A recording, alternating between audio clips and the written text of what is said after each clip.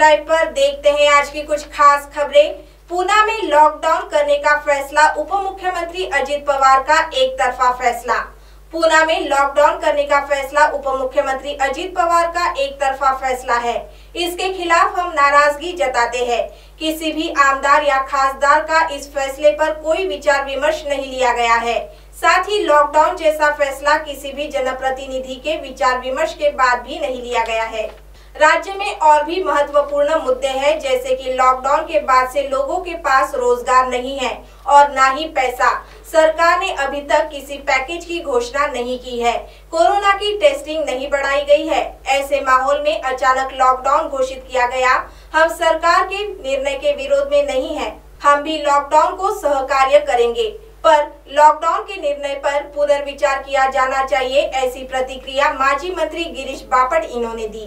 Lockdown मी सांगितलं की आम्हालाही थोडा धक्काच बसला, कारण आम्हाला कोणालाच याची कल्पना नव्हती। आज पुणे शहरामध्ये 100-150 नगरसेवक, 12-15 आमदार, 4 खासदार आहेत आणि एवढा मोठा निर्णय घेताना त्यांना विश्वासात घ्यायला पाहिजे होतं। आपली लढाई कोरोनाच्या विरोधात आहे। कोरोना लवकर जावा, फैलाव होऊ नये म्हणून काय उपाययोजना केल्या पाहिजे त्याच्यावर अधिक कडकपणा आणला पाहिजे असं मला वाटतं। काय झाले, आज 4-5% लोकांच्यामुळे आपण 95% लोकांना वेठीला धरू लागलो। लॉकडाऊन हे सोल्युशन नाही आहे, मग कायमचा लॉकडाऊनच करून टाका ना। आज जनतेत अनेक प्रश्न निर्माण झाले। रोजगार आहे, आज लाखो लोक रोजगाराविना घरात आहेत।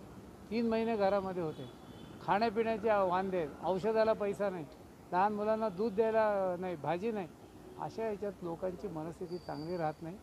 लोकांना नियम पाळायला लावू, शिस्त पाळायला लावू, जे मोडतील त्यांच्यावर कारवाई करू, पण हा लवकरात लवकर कंट्रोलमध्ये आणण्याकरता आरोग्य सेवा, रुग्णवाहिका, हॉस्पिटलमधल्या सेवा, नागरिकांना नियम पाळण्याचं बंधन, मास्क घालण्यापासून ते स्वच्छ राहण्यापर्यंत, डिस्टन्सिंग करण्यापर्यंत हे सगळं केलं पाहिजे असं मला वाटतं।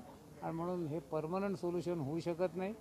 ठीक आहे, आता सरकारने निर्णय घेतला आहे, आम्हाला याच्यात राजकारण असं घ्यायला पाहिजे का नको घ्यायला पाहिजे? मग तुम्ही सांगा काय करायचं। तुमचा आरोप काय? माझा आरोप नाहीच आहे, आता मी नाराजी व्यक्त करतोय। तो वही दूसरी ओर पुणे जिला प्रशासन की ओर से 13 जुलाई से किए जाने वाले लॉकडाउन का फेडरेशन ऑफ ट्रेड एसोसिएशन ने विरोध जताया है। सरकारने नुकतेच एक 10 दिवसाचा जो लॉकडाऊन जाहीर केला आहे, त्याला पुणे व्यापारी महासंघाचे जवळजवळ 30,000 व्यापाऱ्यांचा सक्त विरोध आहे। आता तर संपूर्ण महाराष्ट्रात विरोध व्हायला लागलेला आहे। गेले 3 महिने व्यापाऱ्यांनी खूप मोठं आर्थिक नुकसान सहन केलेलं आहे। दुकानाचे भाडे, घर भाडं, नोकरांचे पगार, लाईट बिल, अवास्तव लाईट बिल वगैरे अनेक प्रकारचे टॅक्सेस, लोन, इंटरेस्ट सगळे केलेले आहे। आणि आता नुसती दुकाने P1 P2च्या बेसिसवर सुरू झाली। लोकांनी सगळे नियम पाळायला सुरुवात केली।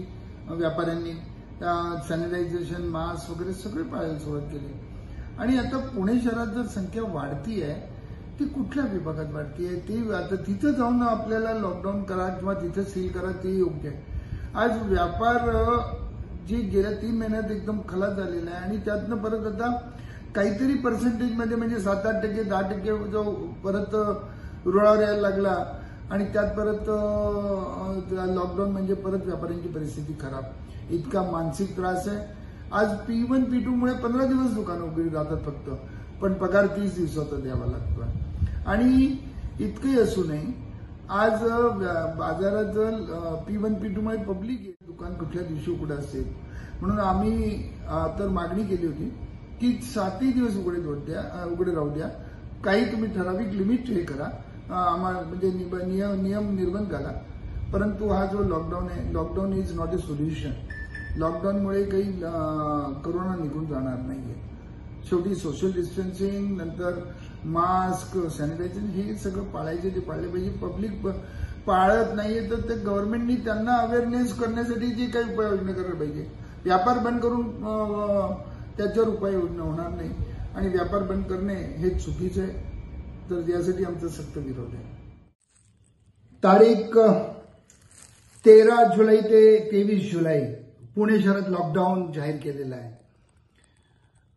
पुणे व्यापारी महासंघातर्फे आम्ही त्याचा तीव्र विरोध करत आहोत, कारण की गेल्या 3 महिन्यापासून व्यापाऱ्यांचं आर्थिक नुकसान झालेलं आहे. आज घर भाडे लागत आहे, लाईट बिल लागत आहे, नोकरांचे पगार चालू आहेत, व्याज चालू आहे, आज जे कर्ज घेतले ते चालू आहे. किती प्रकारे व्यापाऱ्यांना त्रास होणार आहे. आणि परत लॉकडाऊन, आणि त्यामुळे परत म्हणजे जे आर्थिक व्यवहार जे सुरळीत व्हायला लागले होते ते परत मारण्याचा प्रयत्न चाललेला आहे.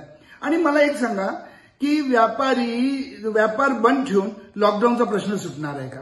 खरं तर आज जनता जे पाळत नाहीयेत, जे आधी ग्रीन झोन आणि ऑरेंज झोन होते, जे प्रतिबंधित क्षेत्र जे बाहेर होते ते आज तिथे वाढतात, पण प्रतिबंधित क्षेत्रामध्ये रुग्ण वाढत नाहीये. आणि म्हणून आज व्यापार बंद ठेवून जे आर्थिक नुकसान होते, आता तर व्यापारी जे मानसिक त्रास, अनेक आत्महत्या झाल्या, तर गव्हर्नमेंट आता काय अजून आत्महत्यांनी वाट पाहते. आमचा तीव्र विरोध आहे, प्रत्येक व्यापारीचा विरोध आहे, एवढं तुम्ही नक्की सांगा. तो वहीं पूना में लॉकडाउन की पार्श्वभूमि पर मार्केट में नागरिकों ने जरूरत के सामानों की खरीदी करना शुरू कर दिया है, जिस वजह से दुकानों में काफी भीड़ जमा दिखाई दे रही है. आज ग्राहक पेठेमध्ये मजबूरी गर्दी झालेली आहे. साठा लोड बरोबर आहे आणि ते कशी काळजी घेतलेली जाते कस्टमरची, काय सांगा? कस्टमरची काळजी तर आपण प्रत्येक वेळी घेतच असतो. आणि आता तर हे लॉकडाऊन जाहीर झाल्यामुळं आपण अधिकच मालाची पूर्तता व्यवस्थित करण्याचा प्रयत्न तर करतोच आहे. आणि पॅकिंगमध्ये आपल्याकडे 1 किलो 2 किलो स्वरूपात वस्तू मिळतात.